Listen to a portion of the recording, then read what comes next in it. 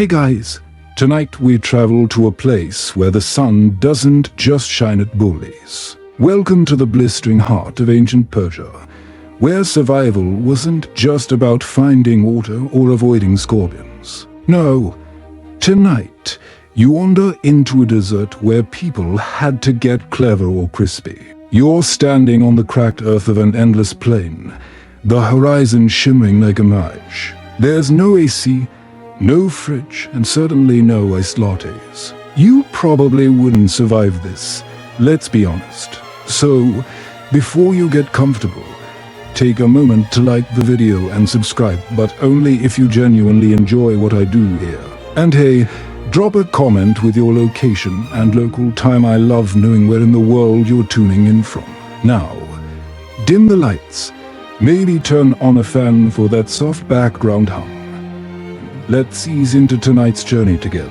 You shuffle your sandals through the scorching dust, already regretting your choice to wear that adorable linen tunic.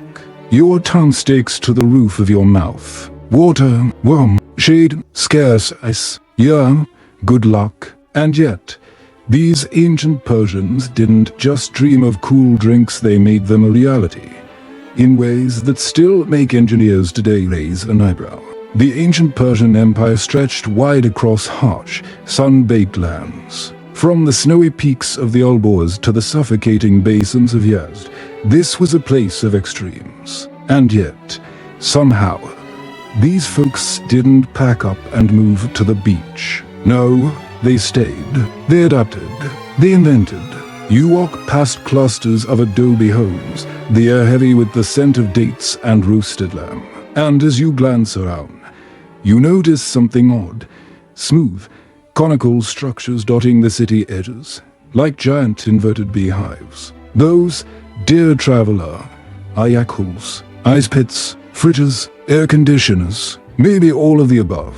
Their walls thick as your average doomsday bunker, built from a special clay and straw mix called sarouj. And the locals, they guarded these like their lives depended on it because, well, they did. But here's the twist. The Persians weren't content just to stash things underground. No, they made ice, in the desert, using nothing but physics, the night sky, and a stubborn refusal to sweat more than necessary. Now, you might be thinking, okay, sure, ancient people were clever, but isn't this a bit much? Trust me, the ingenuity here is next level, and not everyone agrees exactly how it all worked. Historians still argue whether the Persians invented these methods purely for ice, or if the structures served spiritual or ceremonial purposes first. Some even whisper that they borrowed the concept from earlier civilizations, but that's a whole other rabbit hole, and honestly, you're already knee-deep in sand. As you trudge toward one of these yakhchals, the air grows cooler, not much, but enough to make the sweat on your brow pause. You press your hand to the dome's wall. It's rough, cool, and surprisingly pleasant after the furnace outside. But this is only the beginning. You're about to step into a world where wind was tamed, water was tricked, and the laws of thermodynamics became desert survival hacks. And no, you don't need a physics degree though. If you had one, you'd probably still scratch your head at what you're about to see. Round you, merchants hawk clay jugs, old men sip pomegranate juice in the shade of date palms, and children chase each other around the base of these ancient fridges, oblivious to the legacy beneath their feet. Life, as always, marches on, oblivious to the marvels holding it together. In your stroll through the dusty streets, you overhear murmurs about how the nights here are cold enough to crack the earth. How farmers set out shallow pools of water just as the sun dips below the horizon. The trick, they say, is the stillness. The dry, bone-chilling air that sneaks in after sunset, when even the scorpions hide in their burrows. That's when the magic happens. Ice forms in open-air ponds, only to be harvested at dawn and spirited away into the yawning mouths of the yakhchals. It's all very routine for them, but for you, it's like stumbling into a sci-fi survival camp, minus the Wi-Fi and solar panels. And yes, if you squint, the whole place does kind of look like a Star Wars set built on a budget. Some say the yakhchals' origins lie in necessity. Others insist there were religious rites tied to the cold, perhaps symbolizing purity or even fertility. Historians still debate this over warm coffee in well-insulated libraries, far from the heat that made such inventions essential. What's certain is that by the time of the Achaemenid Empire, think Xerxes, think big beards, and even bigger egos, the Persians had perfected the art of coal in the hottest places on earth. And as the moon rises above the desert, casting silver shadows across the cracked ground, you take a breath. The night feels alive with stories of clay, of wind, of people who looked at the sun and said, "Not today." You find yourself standing beneath a towering structure that looms over the flat rooftops and low mud brick buildings of the city of Windcatcher, or, as the locals might say in soft Persian tones, **badger**. It's an architectural marvel that looks both elegant and absurd at the same time, like a giant rectangular chimney. Except instead of smoke, it swallows the wind whole and feeds it downward. You crane your neck, trying to see inside the open slats. Nothing but darkness and the occasional coo of a nesting pigeon. But trust me, these towers are not for birds. They're for air. Cold, delicious air. The kind you might take for granted if you live anywhere with air conditioning. But here, every soft breeze is a gift from the gods, or, more accurately, from clever ancient engineers who didn't fancy heat stroke. Historians still squabble over when the first windcatchers appeared. Some say they were first seen in Egypt. Others credit Persia. There are fragments of art, ambiguous ruins, and enough academic papers to make your eyes cross. Yet the people of Yazd will tell you with no hesitation this was their invention. And really, who's going to argue with folks who've lived in the same scorching spot for thousands of years? You shuffle along the narrow streets, noticing that almost every home, bathhouse, and market has its own variation of the windcatcher. Some are square, some octagonal, others with multiple flues. It's like a neighborhood competition in ancient HVAC aesthetics. And while the designs vary, the mission remains the same. Drag the cool desert night air into homes, push the hot air out. You step into a merchant's courtyard, and instantly, the difference hits you. It's not Arctic blast cold, but it's noticeably more bearable. A soft draft whispers against your cheek. The wind catcher above looms like a sentinel, turning the house into a personal oasis. You flop onto a cushion, fanning yourself lazily, wondering why modern architects don't slap these on every house in Phoenix. But here's the quirky part you might not know. Some of these wind catchers weren't just for cooling the air. Oh no, they did double duty. Certain designs could capture cooler air at night and channel it underground to help preserve, you guessed it, ice. It's like nature's little cheat code, blending airflow and insulation in ways that still puzzle some engineers today. Of course, there are debates. Some fringe theories suggest wind catchers were also used for mystical reasons, like funneling away evil spirits, or that their shape had hidden mathematical symbolism tied to ancient Zoroastrian cosmology. You know, the usual historical cocktail of practicality mixed with a dash of the occult. You duck into the shade of a tea seller's awning, sipping on something that tastes suspiciously like watered-down rose syrup. As your eyes adjust, you can see the wind catcher's flue rising right through the middle of the space, gently swirling air downward. And you can't help but smile at the thought that, centuries later, your favorite hipster cafe still can't quite manage to keep its AC working this smoothly. The tea seller leans in, whispering tales of how the old families used to argue over the placement of wind catchers, accusing each other of stealing breezes. Apparently, in some alleyways, the arguments would escalate to throwing clay pots or worse, sarcastic poetry duels. You snort at the thought of two grumpy merchants battling over airflow with passive-aggressive haikus. You wander deeper into the maze of homes, and the city hums with the rhythm of life adapting to its harsh environment. Every wall, every dome, every nook is part of the larger system strategically positioned, precisely angled to tame the unforgiving desert heat. But perhaps the most genius trick was combining the windcatchers with the yakhchal system, an eco-engineering feat so seamless it almost feels like cheating. The windcatcher feeds the underground chambers. The chambers preserve the ice cools the air, and the air makes the homes tolerable.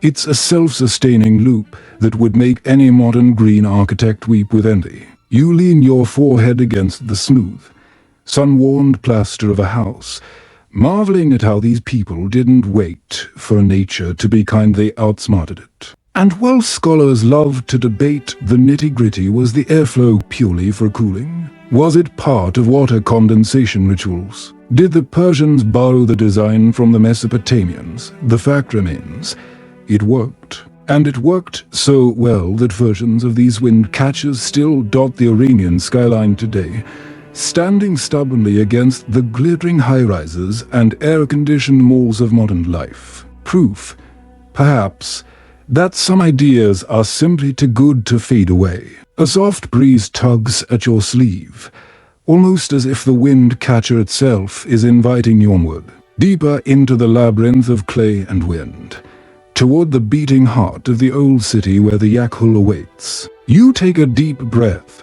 the scent of ancient dust mingling with jasmine, and you step forward. You find your feet crunching over packed sand and sun-baked clay as you approach the hulking dome of the yakhchal. Up close, the thing looks less like a fridge and more like a spaceship from a B-grade sci-fi movie. A smooth, towering cone, with thick walls that seem to almost glow faintly in the harsh afternoon light. You stretch out your hand to touch its surface, expecting warmth, but it's surprisingly cool, like running your fingers over an ancient, sleeping beast. These structures weren't just slapped together. Oh no, the Persians used a specific recipe of mud, clay, egg whites, goat hair, and egg whites. The same ingredient you might find in your aunt's lemon meringue pie also made these walls waterproof and heat-resistant. Historians chuckle over the blend, but some wonder if the egg whites added a symbolic touch of purity.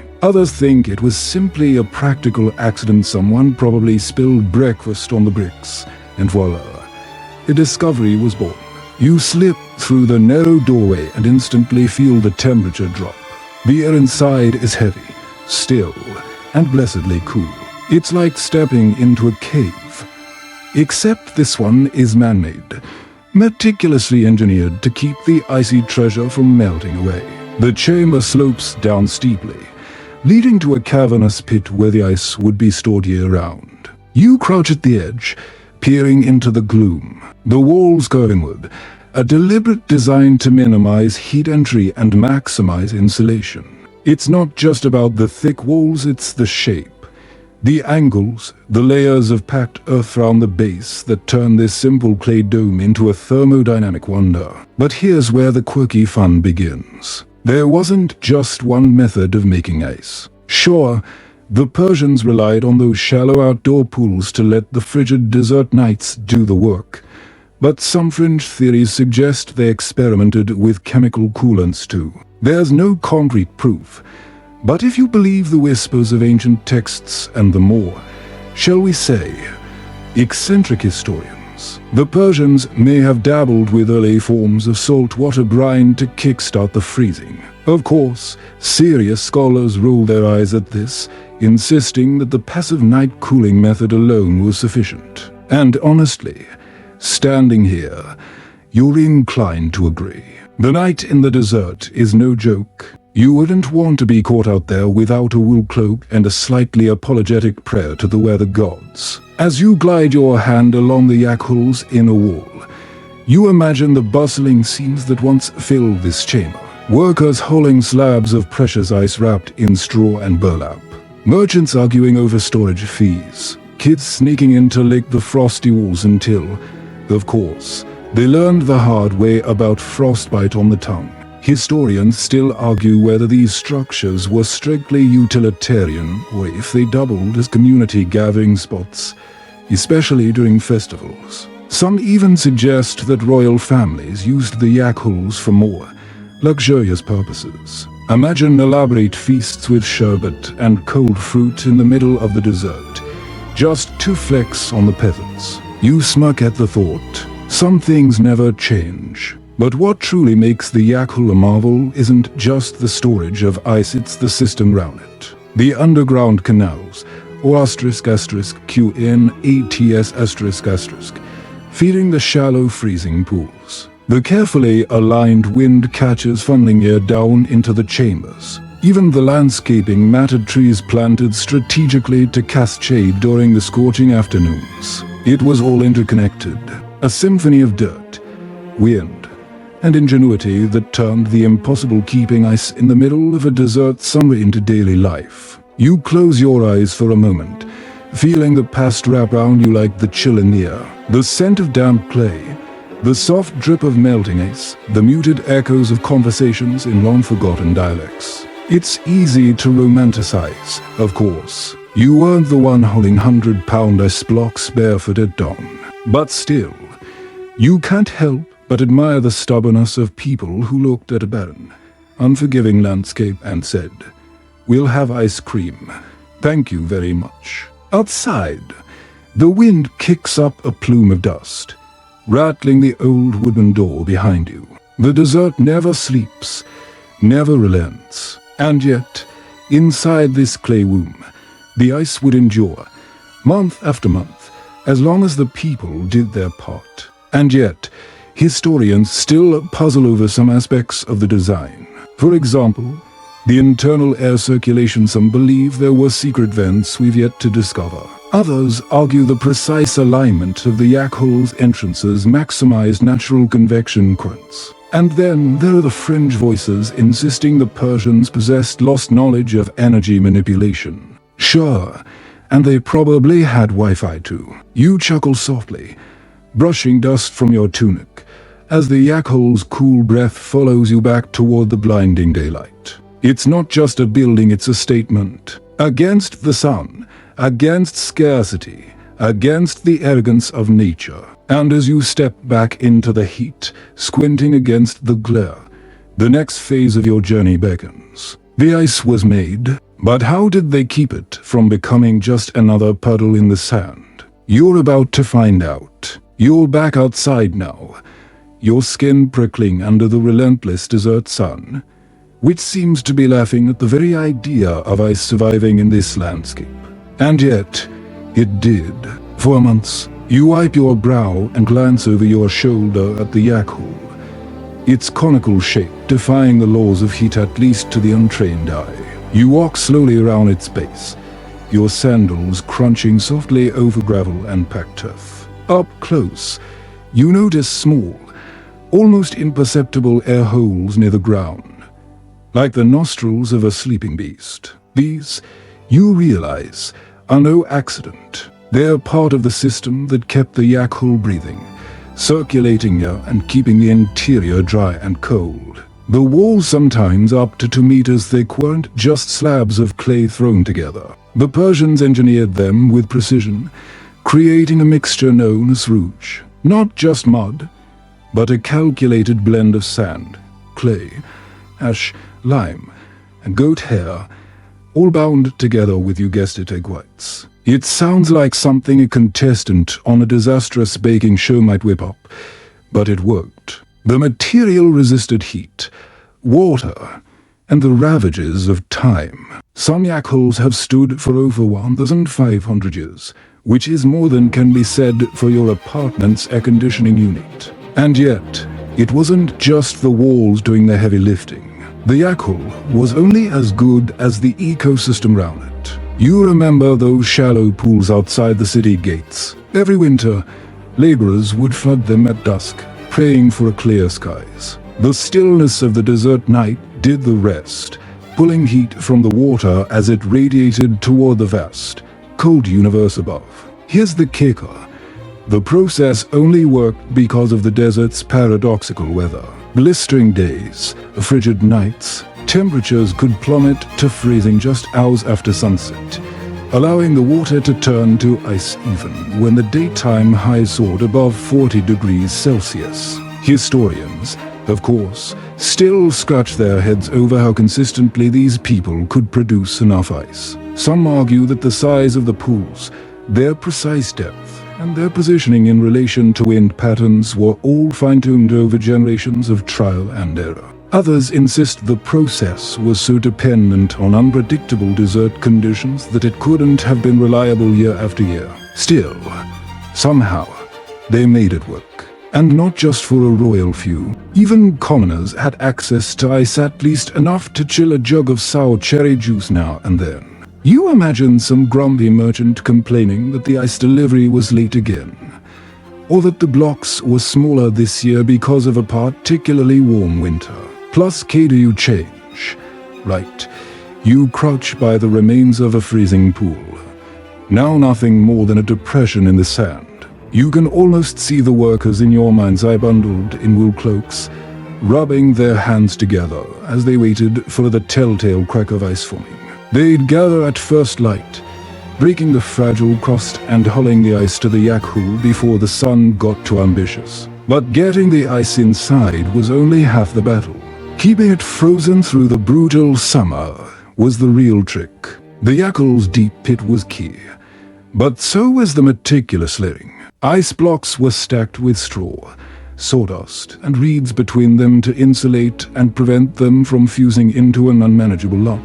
You lean over the rim of an ancient yakhchal pit, the cool air brushing your face like a memory. It smells faintly of damp earth, as if the place still remembers its purpose. And who knows, maybe it does. You can't help but wonder if the workers had rituals, little superstitions to keep the ice from melting too soon. Maybe a whispered blessing to Anahita, goddess of water, or a cheeky song to mock the sun.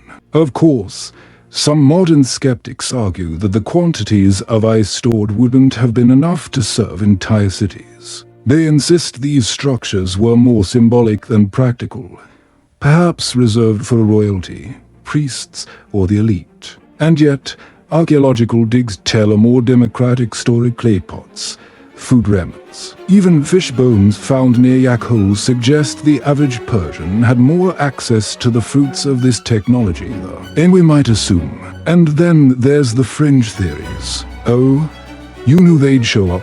Some suggest the yakhchals weren't just for food at all, but that they housed sacred relics, or served as ritual spaces where cold represented purity, preservation, or rebirth. A few especially bold voices insist that the yakhchals were early forms of negative energy chambers, designed to trap evil spirits in their frigid bellies. Let's just say the mainstream academic world tends to sip their coffee a bit louder when those theories come up. You pull your cloak tighter as a breeze stirs the sand, the temperature plummeting now that the sun is slipping lower on the horizon. The air feels heavy with stories, like the yakhchals are whispering their secrets if only you could stay quiet enough to hear them. The workers are long gone, the ice is long gone, but the knowledge remains, carved into the architecture, embedded in the land. You glance toward the city walls, where the windcatchers still loom. The Persians didn't stop at making ice. They found ways to keep their entire cities cooler using the same principles: wind, shade, and an almost defiant sense of patience. You brush the sand from your hands and rise, ready to follow the wind into the next chapter of this ancient tale of survival, stubbornness, and a little bit of desert magic.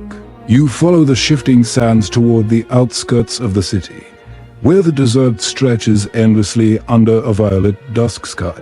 The air cools quickly, bringing with it the familiar sharpness of a desert night. This is when the ancient Persians performed their greatest magic, not with spells, but with physics and patience. You arrive at one of those shallow water pools again, more like broad, flat basins than anything resembling a lake. You crouch by the edge, dipping your fingers into the water. Even now, It feels like tepid bath water. But you know the trick isn't in the day. It's all about the night. You sit cross-legged, pulling your cloak around you, and wait, and wait. By midnight, the desert transforms. The same heat that once baked the ground now flees, sucked away by the vast, cold sky. Temperatures plunge so rapidly it's as if the universe itself flipped a switch. You feel your breath cloud the air, the ground growing cold beneath your seat. And the water, it begins to surrender to the night's embrace, a thin film of ice slowly creeping across its surface. You rub your hands together, marveling at the process. No machines, no chemicals, just clever exploitation of the desert's own quirks. Historians still debate exactly how efficient this method was. Some argue that on the best nights, entire pools could freeze a few centimeters thick by dawn. Others suggest only small quantities ever formed, just enough for luxury or ceremonial use. There are no precise ledgers to tell us. All we have are the ruins and the stories passed down through generations. But here's a quirky tidbit you might enjoy.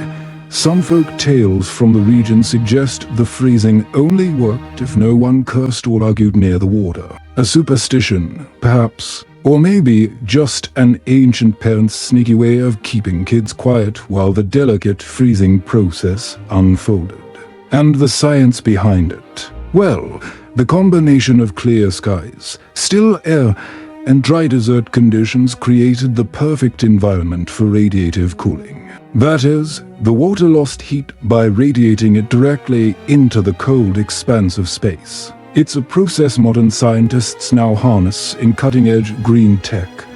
But the Persians, they did it with mud pools and a whole lot of patience. You shift your gaze toward the horizon where the yakhchals silhouette still looms, waiting to cradle this hard-earned ice. But you also notice something else: slow mounds and walls built around the pools. Not just for privacy or to keep out curious donkeys. These barriers protected the pools from wind, dust, and importantly minimized heat absorption from stray moonlight and even reflections from nearby fires. You lean back, arms folded behind your head, and let the night sky swallow you. The stars here feel closer, more aggressive in their brightness, as if daring you to challenge their dominion over the cold. In the distance, jackals howl, and you wonder how many lonely nights the ice harvesters spent under this same sky, whispering old songs to keep the darkness at bay.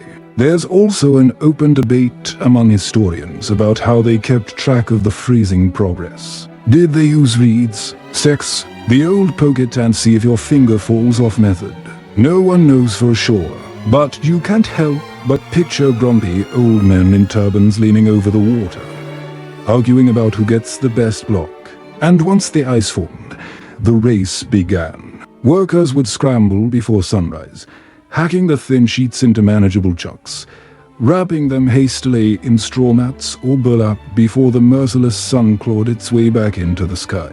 The process was delicate, labor-intensive, and temperamental. And yet, year after year, the cycle continued. Because to the Persians, this was more than just a party trick.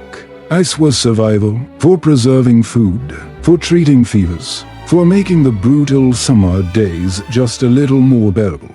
But here's the funny thing: some of these ice harvesters also doubled as poets, or so local tales claim. Apparently, nothing inspires metaphors about life's fleeting beauty like watching ice melt under the desert sun. You smile at the image of sweaty laborers waxing poetic about the ephemeral nature of human existence while lugging back-breaking loads of frozen water. You stretch, the cold now settling deep into your bones, and glance once more at the glistening surface of the pool.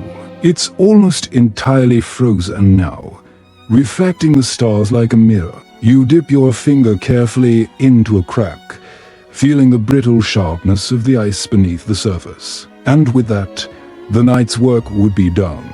The precious slabs of ice would be loaded onto wooden sledges or crude carts and trundled back toward the city's yakhchals, where they'd be packed away carefully, like treasure. To sleep through the inferno summer, you push yourself up from the ground, brushing the frost from your cloak, your breath misting in the icy air. The desert is a place of contradictions where the unbearable heat gives way to bone-deep cold, where the harshest conditions produce the most delicate of victories. And as you trudge back toward the waiting silhouette of the city, you realize that this was more than clever engineering. It was a philosophy, a way of bending nature, not by fighting it head-on, but by knowing when to wait. When to let the universe do the heavy lifting. You pull your hood over your head as the first hints of dawn bleed into the horizon. Another day is coming, and with it, the desert will awaken with all its fury. But the ice will survive, because the Persian figured out how to play the long game. As the sun begins its slow, golden climb over the rugged mountains, you find yourself back at the edge of the city, rubbing sleep from your eyes as the first wave of heat rolls across the sands like a smart conqueror. You wander toward the yawning mouth of the yakhchal, where the workers already sweating through their linen tunics prepare to store last night's harvest. You watch as they heave the chunks of ice, still wrapped in layers of straw, down into the depths of the pit. Each block is handled with surprising reverence, as if they're not just hunks of frozen water, but fragile relics. And in a way, they are. Every shard a defiant middle finger pointed directly at the sun. But storage wasn't as simple as chucking ice into a hole and hoping for the best. No, the Persians were meticulous. They layered the ice carefully, separating it with reeds, sand, or sawdust to create air pockets and prevent premature melting. It's a method so clever that Victorian-era ice houses would later borrow it, though, naturally, the Victorians gave themselves all the credit. Typical. You creep down the slick steps into the yakhchal's cool embrace, the walls sweating slightly from the fresh influx of ice. The air is thick, but far from unpleasant like an ancient, earthy chill that settles into your skin and refuses to let go. You overhear two laborers grumbling about the storage process, arguing over whether stacking the blocks in a spiral or pyramid pattern keeps the ice longer.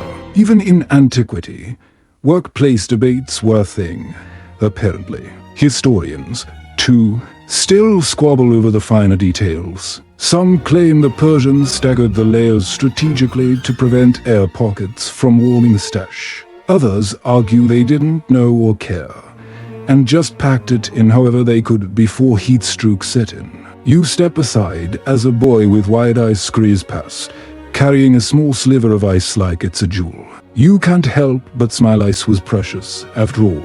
A rare treat, a luxury item, a little lifesaver. It cooled water, soothed fevers, and, according to some fringe beliefs, warded off evil spirits. Yep, there are scrolls and folk tales suggesting that ice was more than a practical tool.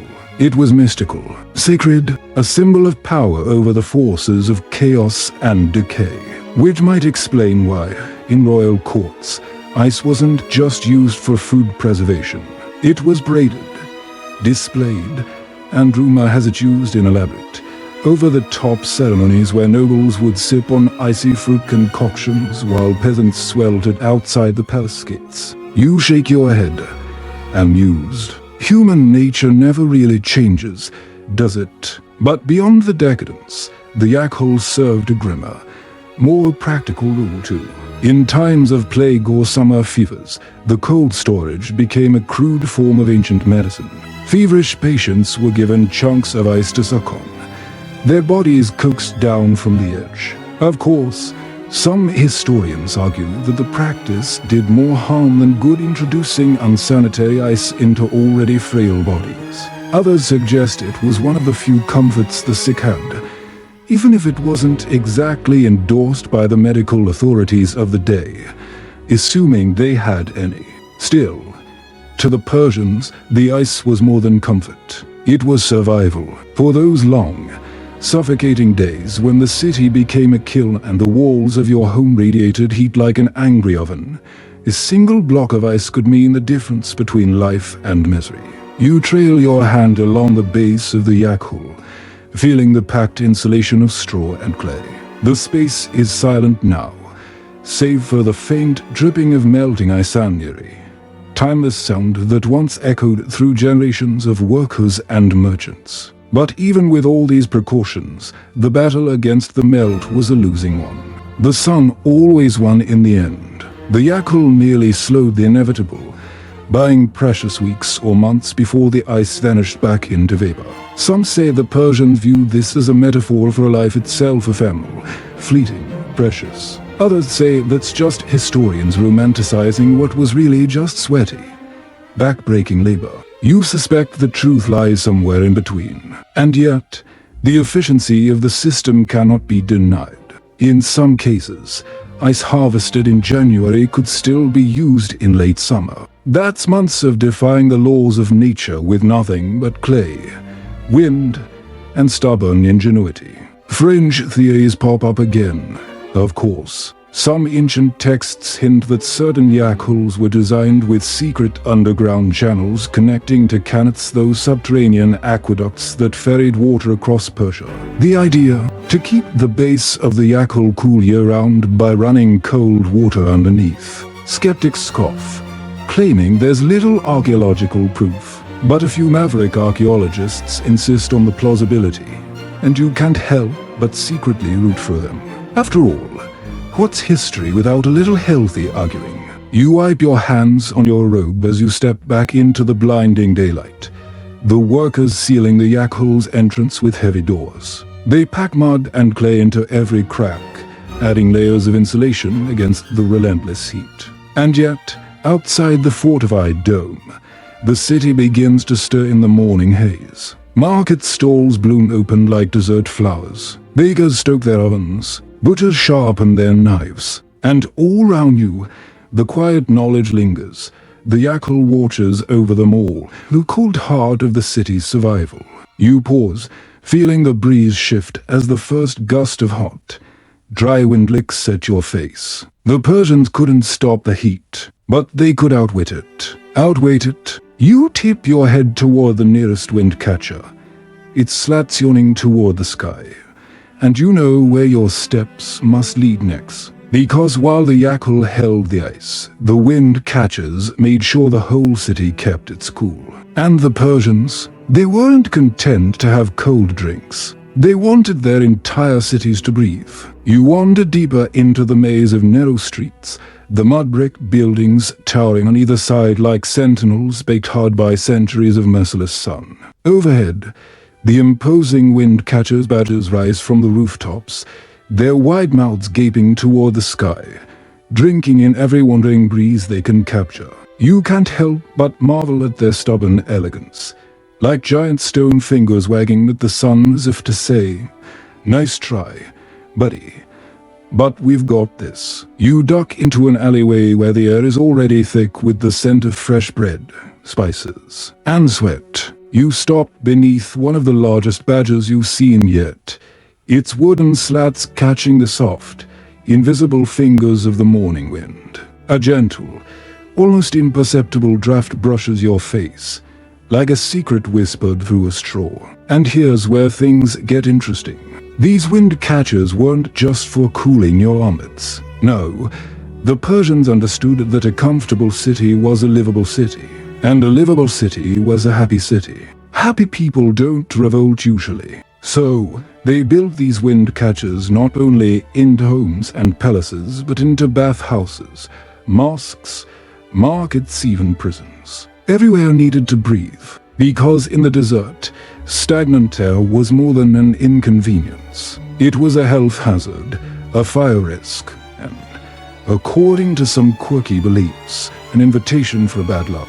Yep, you heard that right. Some locals thought stale air bred bad spirits, and keeping the wind moving was a kind of spiritual janitorial service. Historians still debate whether these structures were purely practical, if there was an element of ritual cleanliness baked into their use. And in the city of Yazd, even today, folks will argue over which neighborhood had the best badger, the way modern cities squabble about football teams. You step into a merchant's courtyard, where the badger dominates the space like a lazy king. The clever design channels the slightest breeze down through its vertical shafts, cooling the interior rooms like a giant, passive air conditioner. But the magic doesn't stop there. When there was no wind at all, the badger flipped the script, acting as a chimney, pulling hot air up and out through convection. Talk about having your cake and eating it too. And,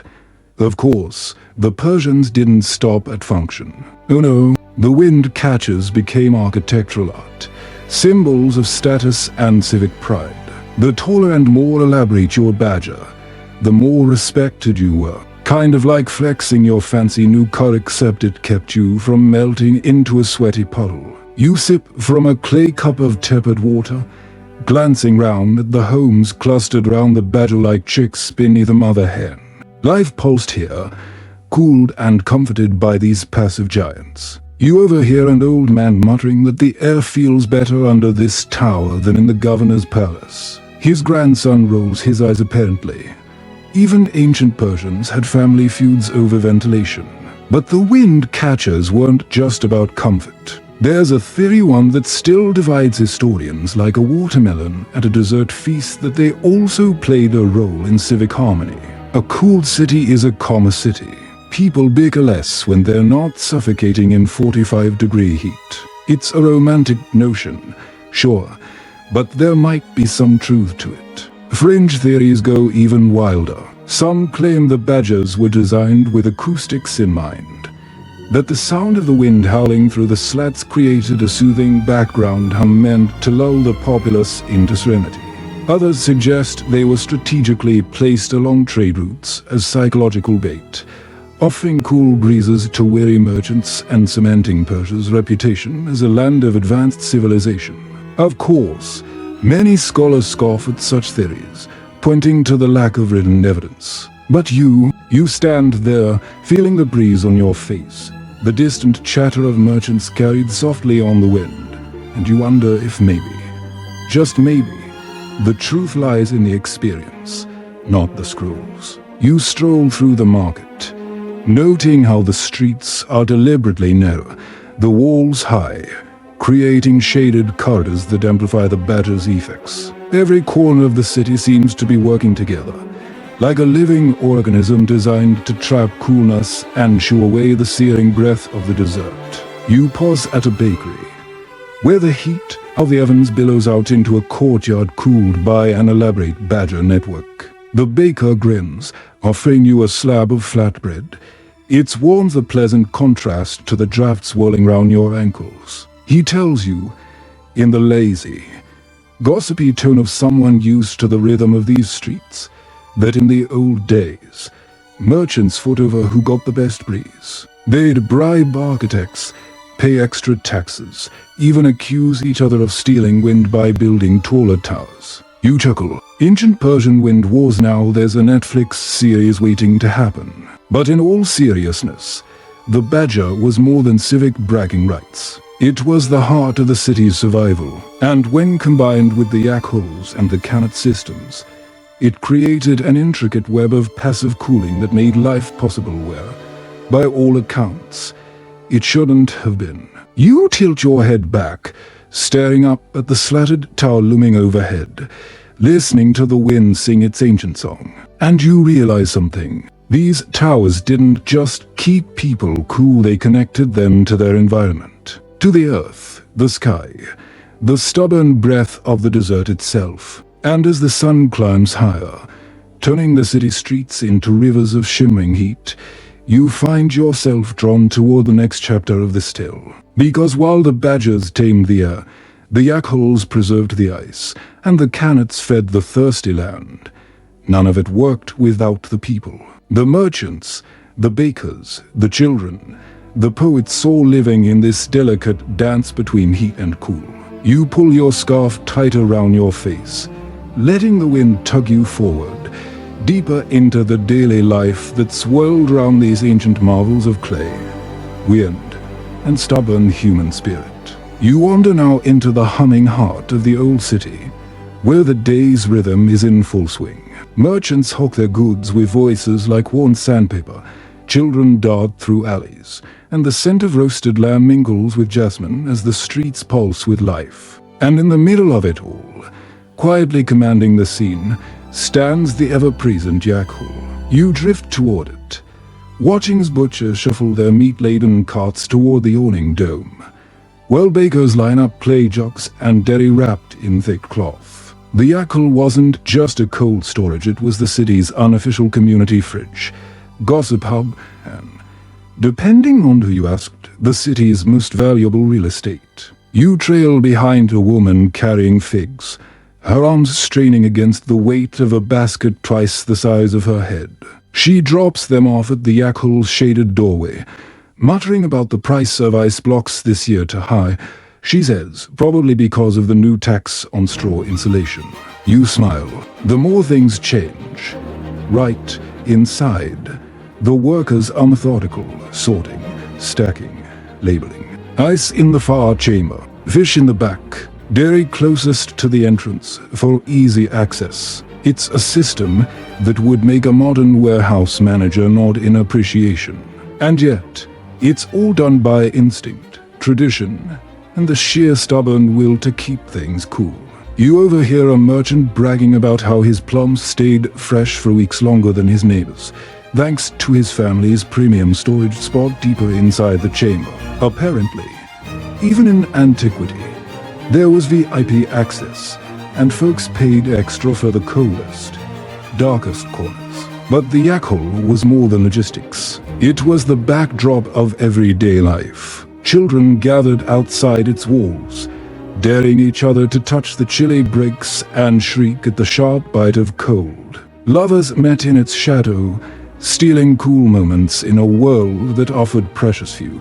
And the city's gossips, they perched nearby, sipping pomegranate syrup as they traded whispers hotter than the desert sun.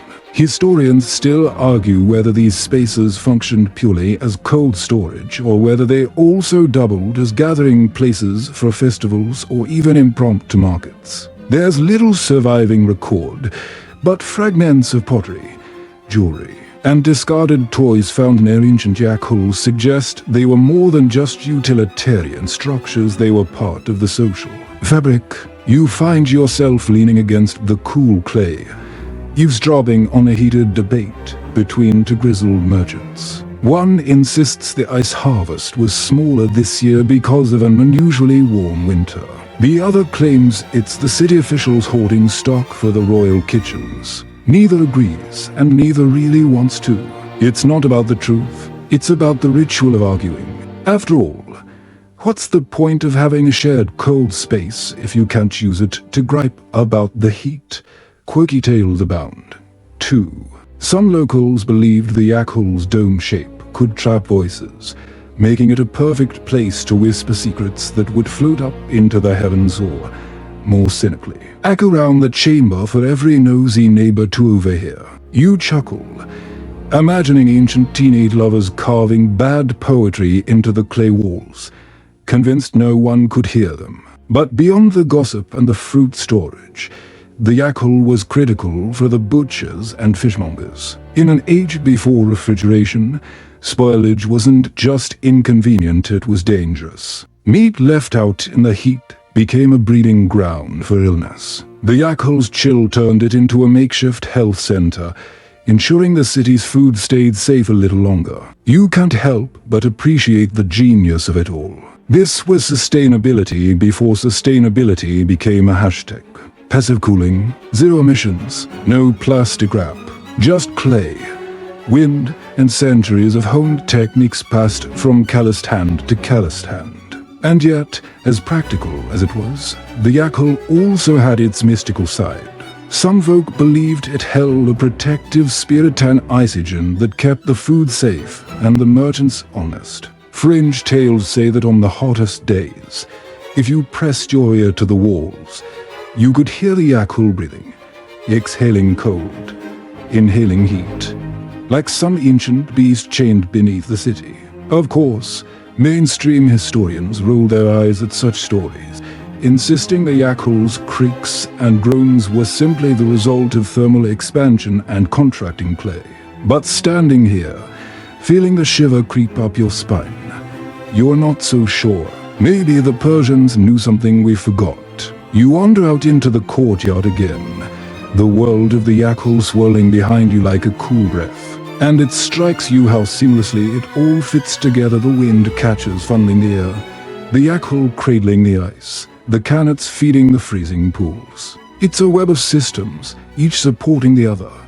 And at the center, ordinary people, trying to make it through another suffocating day. You pause to sip from a borrowed clay cup, the water inside slightly chilled, tasting of earth and effort. The cup's own wrinkled old woman with more stories than teeth tells you the yakhchal is a reminder that no one survives the desert alone. It's a community effort, a pact between people, place, and patience. And as the afternoon sun begins to paint the sky in cruel shades of orange and gold, you feel the air grow heavier, the heat clawing at your lungs again.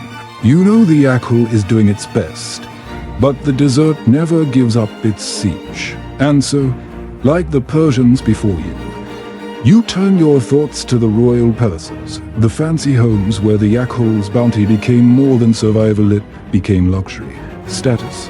If you listened to the grumbling merchants, more than a little snobbery, you set off toward those glittering halls, ready to snoop behind the palace walls and see how the other half chilled. You cross the threshold into the realm of silk robes, marble courtyards, and servants who practically sweat-scented all.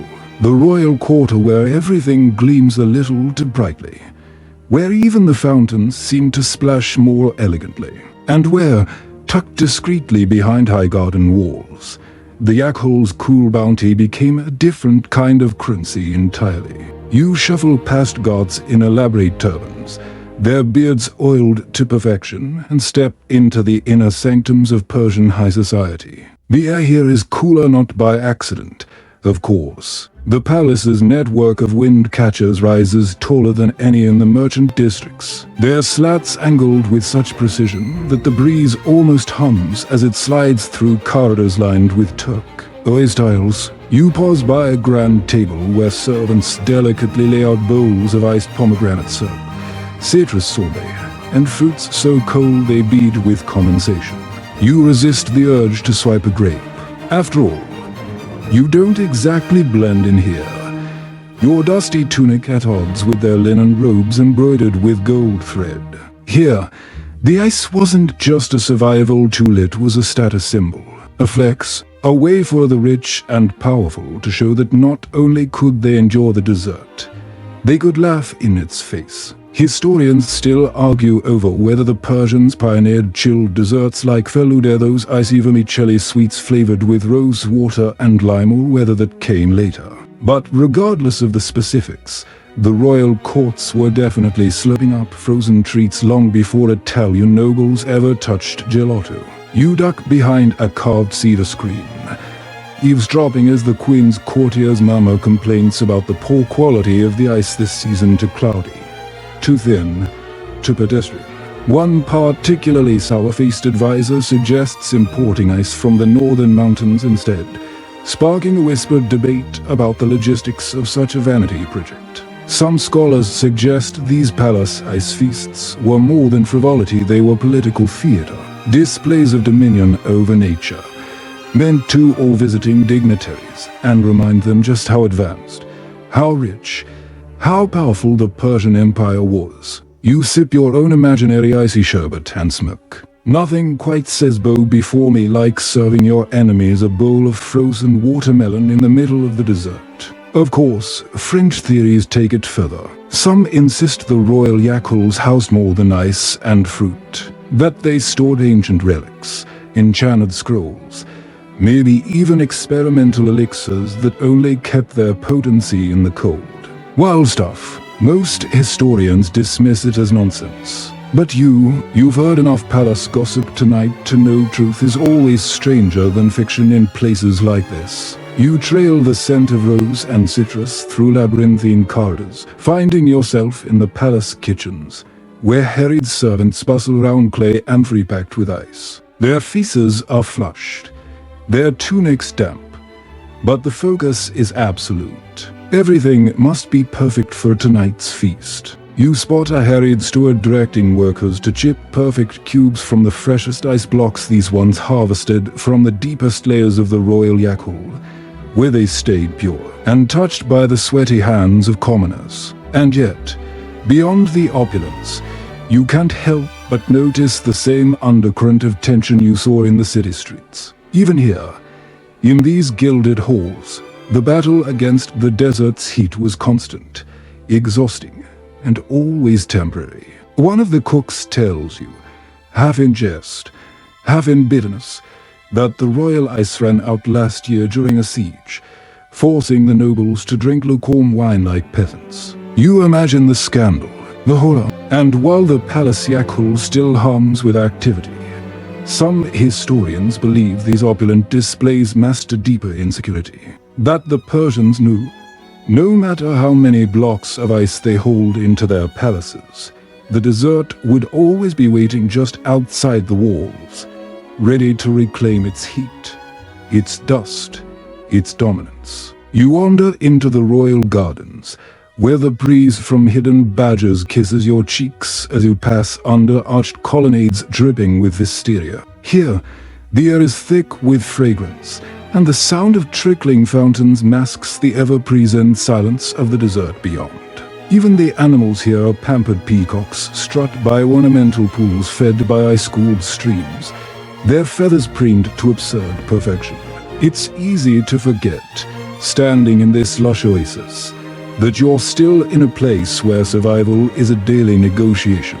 And yet, you catch glimpses. Servants whisper about dwindling ice supplies. Courtiers fan themselves frantically during the midday heat. No one is immune, not truly. Historians still argue over how much of this extravagance was purely for the court's own comfort and how much was calculated theater for foreign emissaries. Some even speculate the royal yakhchal was a guarded state secret, its exact methods hidden from outsiders, lest rival kingdoms try to replicate their icy marvels. There's no hard proof, but considering how competitive ancient empires were, you wouldn't put it past them. You trail your fingers along the marble edge of a pool, the water as cool as if it had just trickled down from a mountain spring. But you know the truth, it likely passed through hidden canons, wine-cooled, ice-fed, meticulously managed to preserve the illusion of abundance. The illusion, because, after all, that's what this was. An elaborate dance, a game of appearances. The Persians knew they couldn't beat the desert. They could only keep it at bay for a while, buying comfort, prestige, and power one block of ice at a time. And as you watch the nobles sip their frosty pomegranate concoctions, you wonder how many realized that the real heroes were the laborers sweating outside the palace walls. The ice harvesters, the builders, the engineers, the nameless many who kept the few cool. But the sun doesn't care about politics, does it? It just keeps climbing, keeps baking the land, keeps waiting.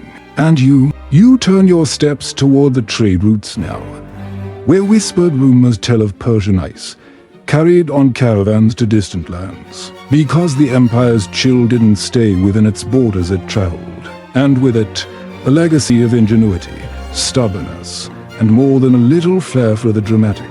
You find yourself on the dusty fringes of the city now, where the wind no longer hums through polite badgers but howls freely across the plains, tugging at your robe like an impatient merchant's apprentice. The trade routes stretch out before you, arteries of commerce snaking toward India, toward Arabia, toward lands so distant they might as well be myths. But what isn't mythical is the reputation Persian ice had earned beyond its own borders. You shuffle into a caravanserai, the resting point for traders, their camels groaning like exhausted bureaucrats after a long day of paperwork. The merchants here speak in a dozen languages, their voices weaving together like a tapestry of greed, gossip, and grandiose promises. And floating through these conversations, like an ice cube bobbing in warm wine, is the persistent whisper of Persia's greatest trick, the ability to sell cold where none should exist. Historians still scratch their heads over how far Persian ice truly traveled. Some argue it never left the immediate cities, confined to local markets and palaces. Others insist caravans carried the frozen treasure hundreds of miles, wrapped in straw, packed with snow, and ferried alongside silk and saffron. You sit by a spice merchant, his fingers stained crimson from saffron threads. As he boasts about a caravan he once joined, legend has it they delivered Persian ice all the way to the courts of the Indi and kings. You raise an eyebrow. Surely that's an exaggeration. But he grins, leaning in, his breath thick with dates and overconfidence. He claims the trick was to pack the ice into tightly sealed clay jars, then bury them inside crates of damp wool and sawdust.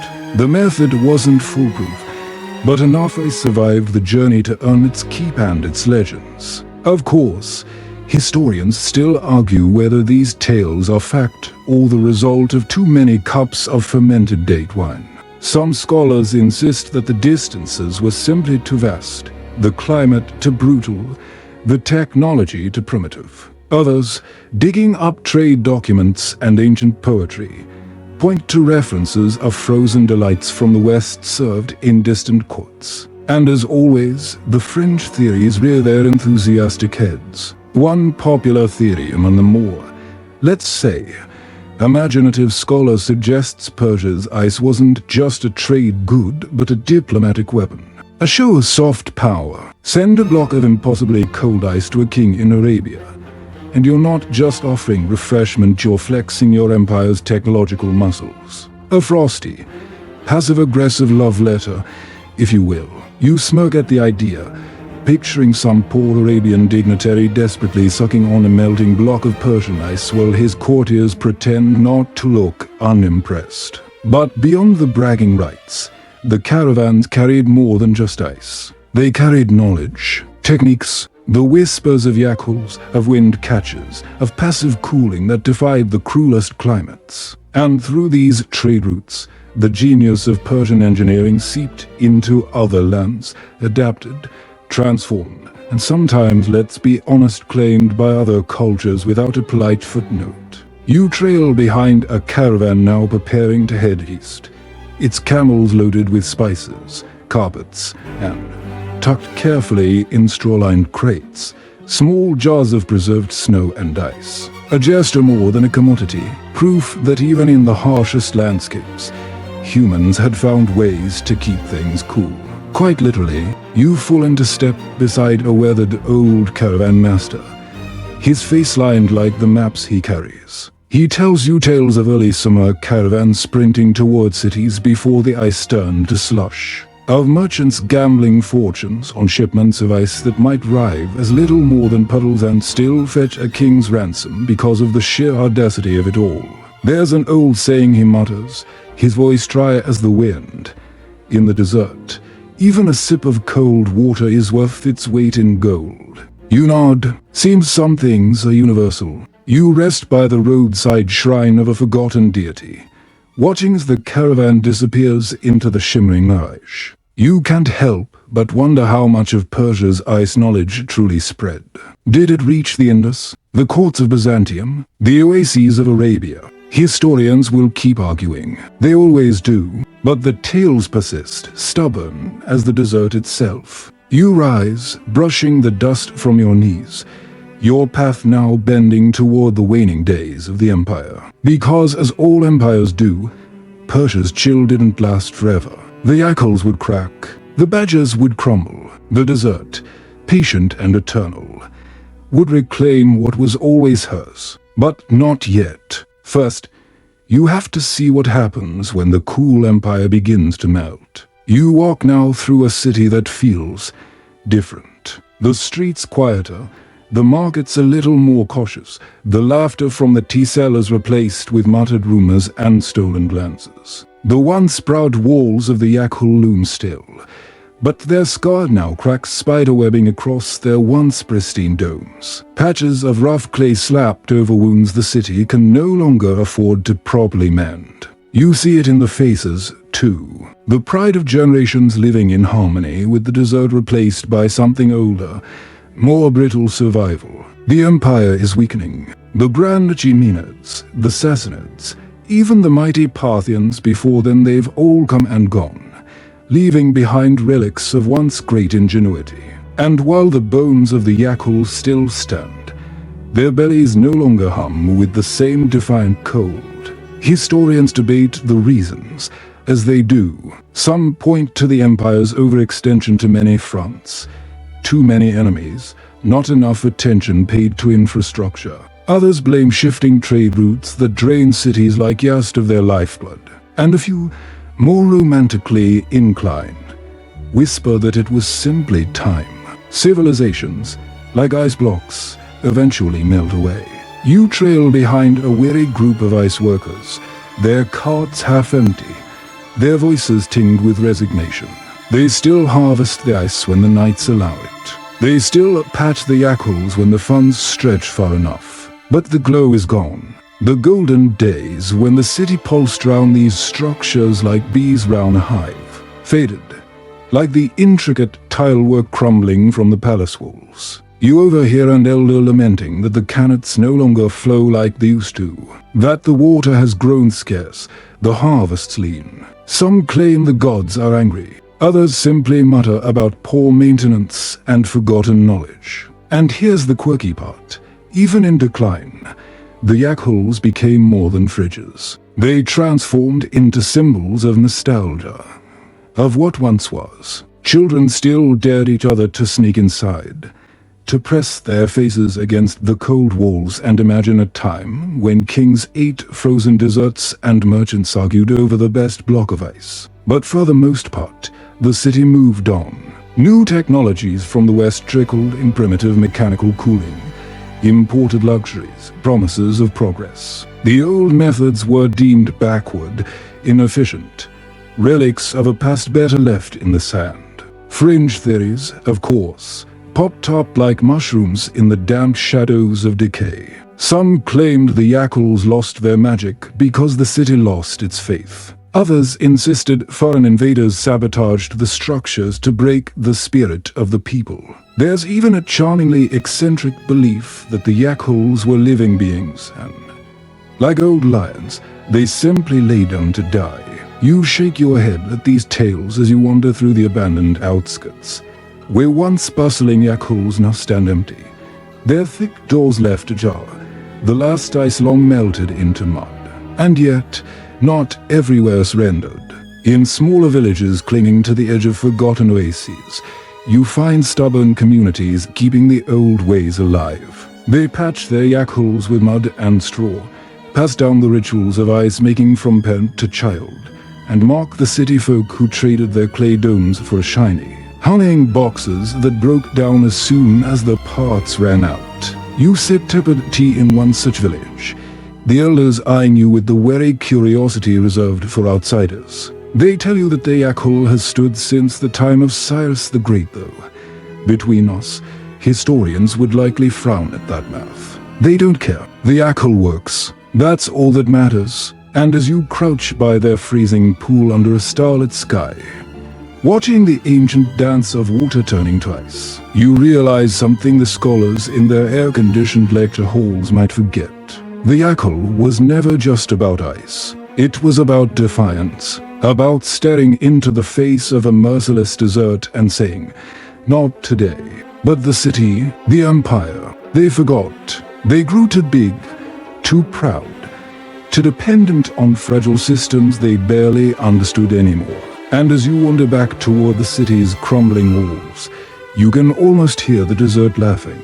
Because, in the end, the sand always wins. The wind always returns. And the grandest of empires crumble back into dust. But don't mourn them yet, because the story of the yakhchal isn't over. Not quite. Modern times will find their way back to these ancient domes, poking, prodding, rediscovering what was almost lost. And you'll follow them there, into the age of architects, archaeologists, and eco-enthusiasts who dare to ask, what if the old ways were right all along?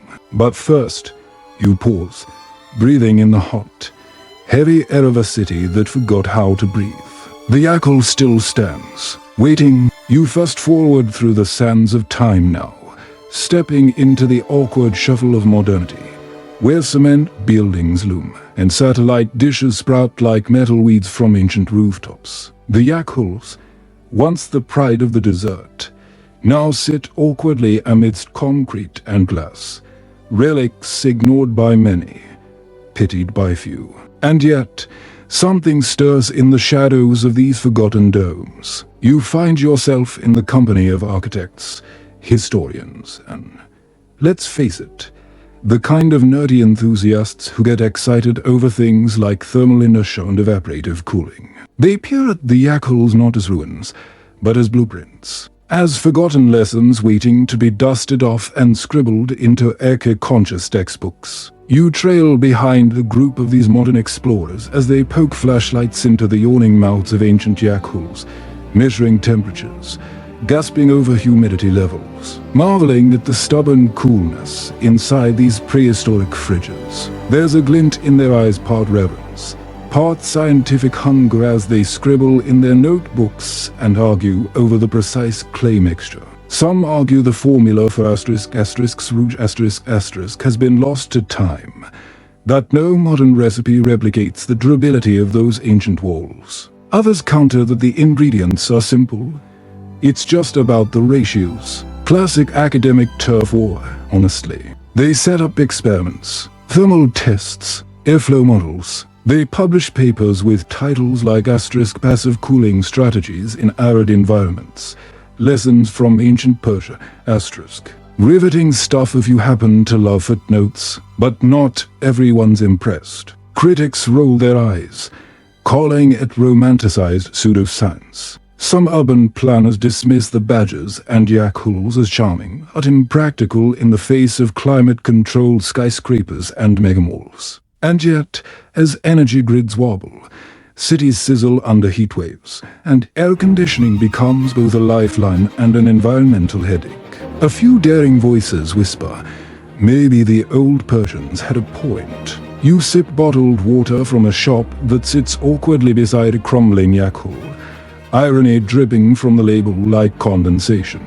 The shopkeeper tells you that tourists love the old domes, it makes for good selfies. But no one really wants to use them anymore.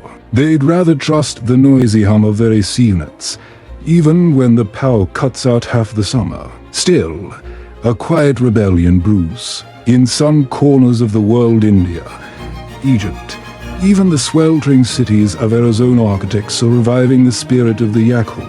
They study its angles, its passive cooling tricks, its stubborn refusal to bow to the heat. They sketch new homes with badgers perched proudly atop modern facades, blending ancient wisdom with steel and glass. And here's the quirky part that makes you smirk.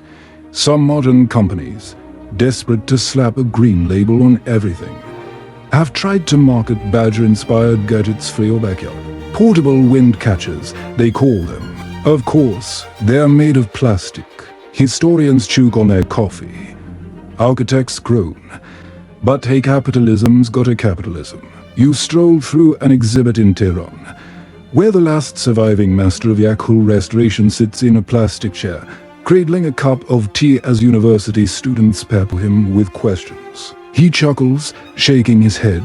To him, the yakhal isn't mystical or revolutionary. It's common sense. Something his grandfather taught him. Something his grandchildren have already forgotten. You lean closer as he mutters something that sticks with you. The yakhal doesn't care if you forget it. The desert will remember for you. And perhaps that's the truth of it. The yakhal isn't about nostalgia or eco trends or academic debates. It's about survival, about knowing that when the grid fails and the pipelines run dry, the old methods will still be here, waiting. Fringe voices take it further. Of course, you overhear a particularly animated guest at the exhibit claiming the yakhals weren't human inventions at all, but gifts from ancient sky people who taught the Persians how to tame the heat. You smirk, Always aliens. But even if it wasn't extraterrestrial tech, the genius of the yakhchal endures. Its legacy ripples through the corridors of architecture schools, through the drafty halls of experimental eco-housing projects, through the restless dreams of engineers searching for answers in a world heating up faster than they can invent gadgets to cool it down. You stand now on the cracked steps of a restored yakhchal, its conical shape glowing golden in the dying light. Tourists shuffle by, snapping pictures, posting hashtags. And yet, you notice the locals still lean against its cool walls in the evening. Just like their ancestors. Old habits die hard. You close your eyes, breathing in the scent of baked earth and distant jasmine, and you realize the yakhchal isn't dead.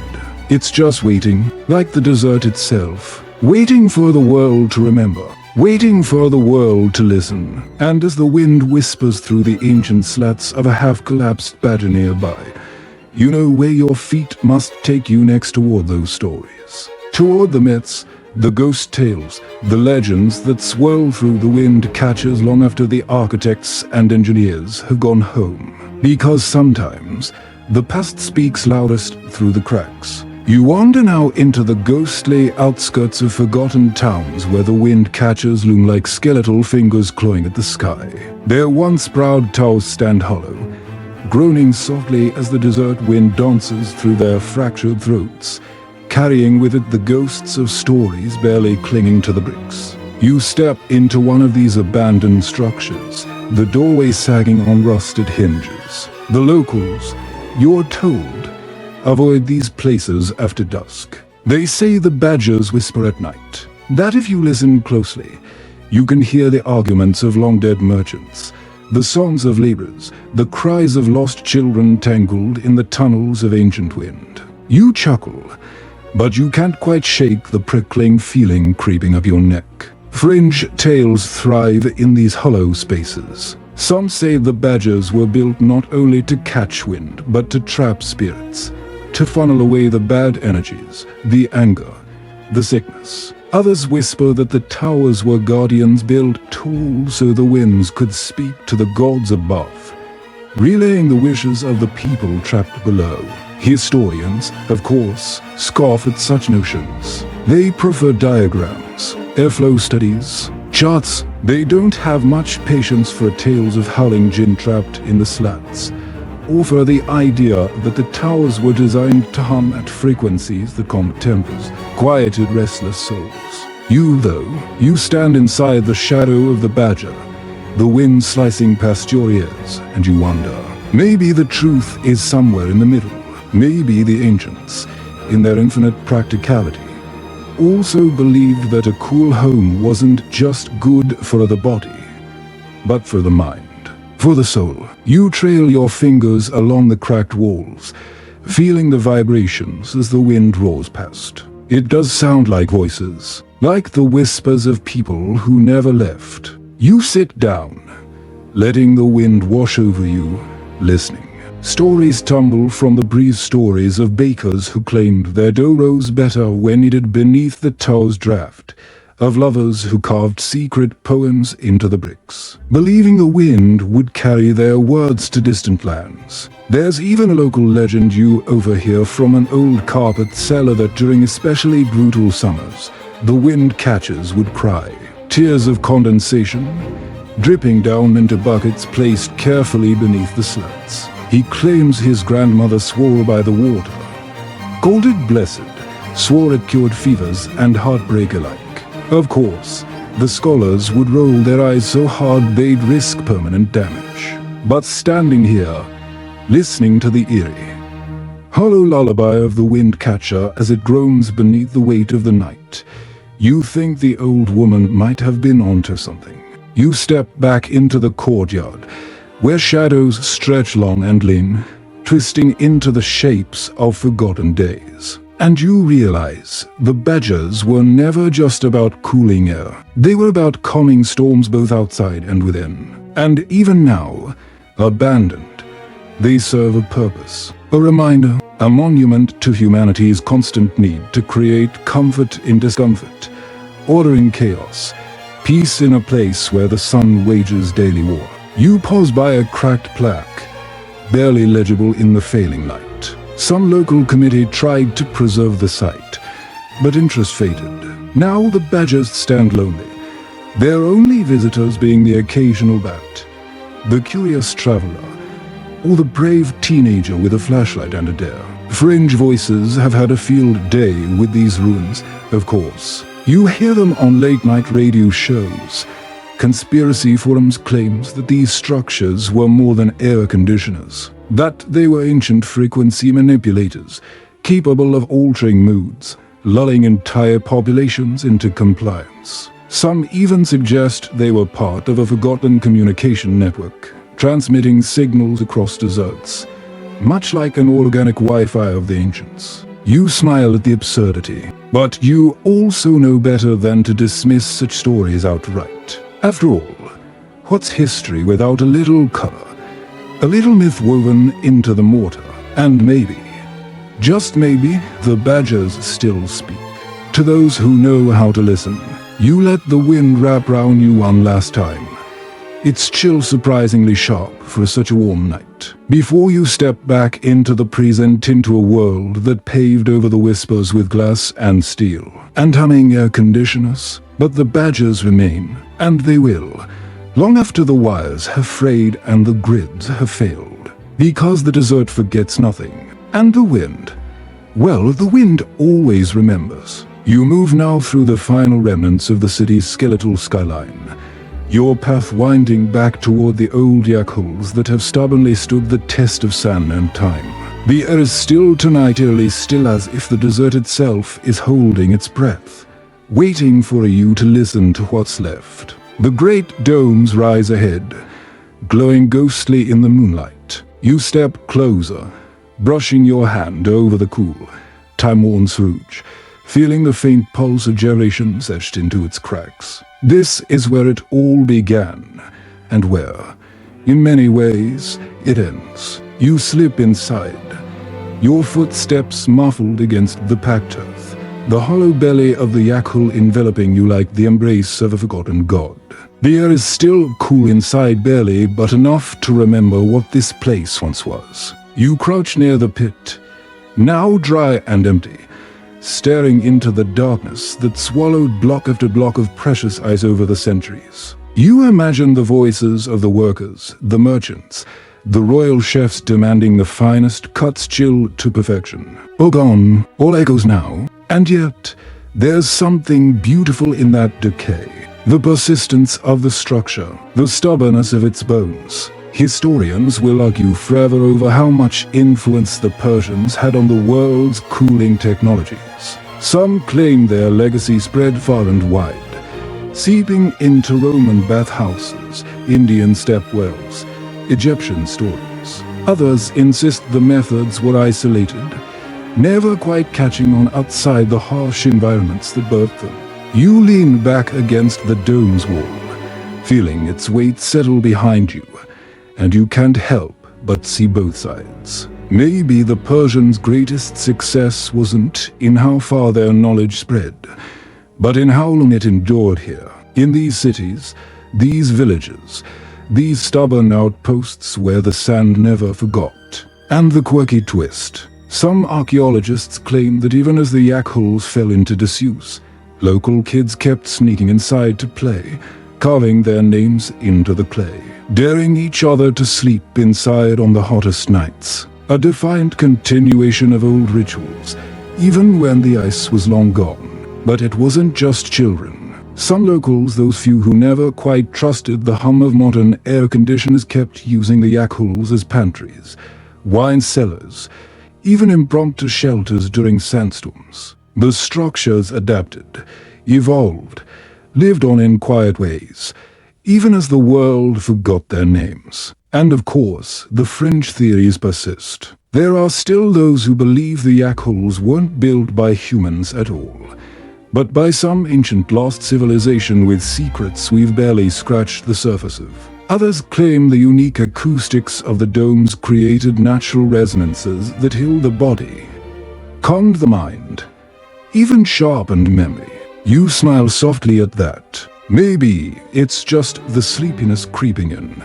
But sitting here, listening to the yakhchals' silent hum, you almost believe it. You wander outside again, the wind rising now, brushing your face with a sudden bite. You look up at the stars blazing arrogantly across the inky sky, and you think of the Persians who sat here thousands of years before you, dreaming of ways to trap the cold, to hold onto it through the long, blistering summers. They succeeded for a time, and maybe, in their own way, they're still succeeding.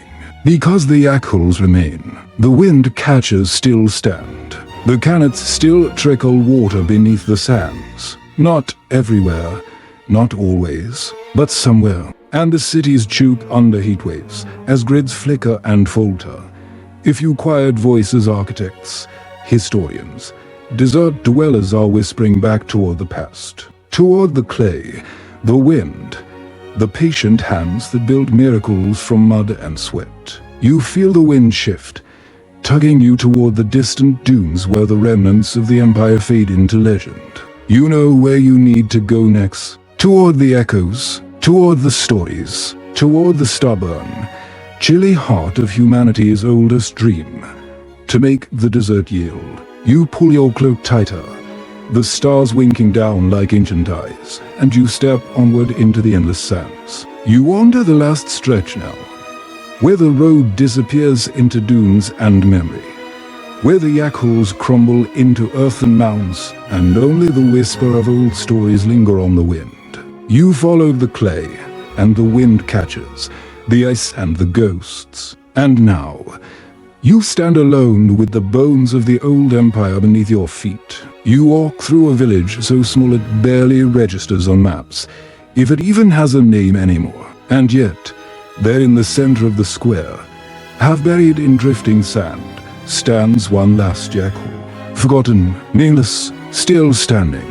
It leans awkwardly, its once proud cone sagging slightly under centuries of neglect, its base half swallowed by time. But you feel it, the heartbeat, faint, reluctant, still alive. An old man sits outside, sharpening a sickle that's more rust than steel. He nods toward the yakhchal like you're supposed to know what it is. And maybe you do. Maybe everyone does.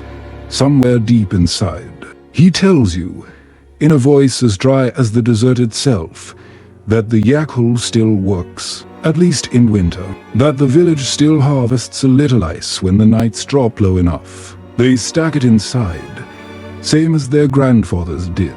He shrugs, not because they have to, because it's what they've always done. And that's the thing, isn't it? Historians debate methods, technologies, cultural impacts. But here, on the edge of oblivion, none of that matters. The yakhchal isn't history. It's life, stubborn, imperfect, dusty life. You wander inside the cracked dome, the air heavy with the scent of damp earth and old smoke. A few chunks of ice, wrapped lovingly in straw, sit at the bottom of the pit like offerings to a forgotten god.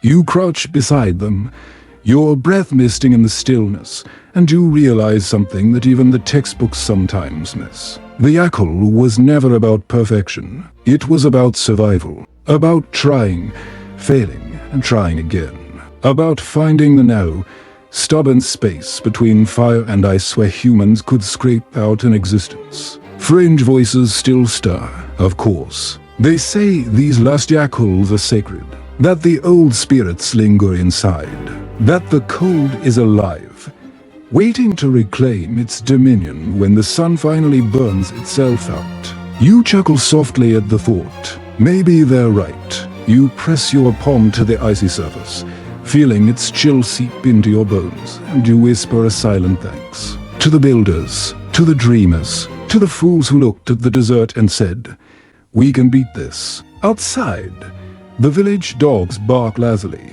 the world moving on as it always does, oblivious to the relic squatting in its midst. But you know, you feel it. The yakhchal waits. It always will. And as you step outside, the desert wind tugs at your cloak, brushing your cheek with a soft, conspiratorial whisper. You smile, because the story never truly ends. Not when the wind still speaks. Not when the old ways linger in the cracks. Not when people, even in the smallest villages, keep stacking the ice, layering the straw, playing their part in an endless, beautiful dance of defiance. And now, as you rest your head against your pillow, the echoes of ancient Persia begin to fade like the last shimmer of starlight over the dunes. The wind softens to a whisper, gentle and slow, curling through the yakhchals' forgotten halls, brushing against its time-worn walls, lingering in corners where no human steps anymore. The old structures sigh, their heavy domes cradling the coolness of centuries past, their bricks still clinging stubbornly to the chill of long-lost winters. You feel the weight of all those stories now easing into the background, the merchants' voices dissolving into the hush of the night, the laughter of children swirling into the soft, rhythmic breath of the desert. The world slows, stretches, fades into a sleepy, golden blur. And as your body sinks into the softness of your bed, you let your mind drift gently, imagining the hush inside a yakhchal, where even time itself seems to move slower, where the heat of the day cannot reach, where the cold is patient, forgiving, kind. Breathe in the cool air of ancient Persia. Exhale the warmth of a long day. Let yourself float with the wind, soft and aimless, gliding past the old clay domes, the creaking windcatchers, the rippling pools of ice under the moon. You are safe now. The desert's stories have been told, and the world is quiet. So close your eyes, let the hush of the sand and the breeze carry you away, and rest easy, knowing that even in the harshest places, clever, stubborn, beautiful people found a way to make life a little sweeter. And maybe, just maybe, they left those lessons behind for you. Good night, traveler. Sleep well.